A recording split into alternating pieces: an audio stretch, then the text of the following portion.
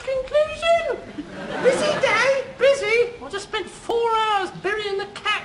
4 hours to bury a cat? Yes, it wouldn't keep still.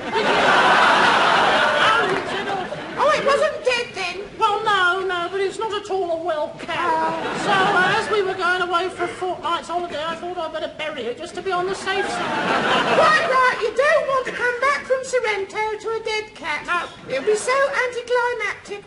Yes, kill it now, that's what I say. Yes. We're going to have our budgie put down. Really? Is it very old? No, we just don't like it. We're going to take it to the vet tomorrow. Tommy, how do they put budgies down then? Well, it's funny you should ask that, but I've just been reading a great big book about how to put your budgie down. And apparently, you can either hit them with a book, or you can shoot them just there, just above the beak. Just there? Yes. Well. Of course, Mrs. Essence flushed hers down the loo. No, you shouldn't do that. No, that's dangerous.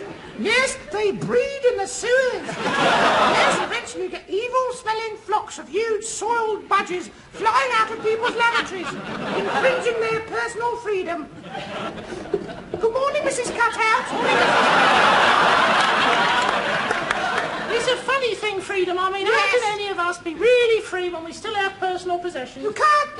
I mean, how can I go off and join Frelimo when I've got 9 more instalments to pay on the fee? No, you can't. No. Well, this, of course, is the old crux of Jean-Paul Sartre's Roads to Freedom. No, it bloody isn't. The nub of that is, his characters stand for all of us in their desire to avoid action. Mind you, the man at the off licence says it's an everyday story of French country folk. What is he? Nothing. 60 new pence for a bottle of Maltese claret.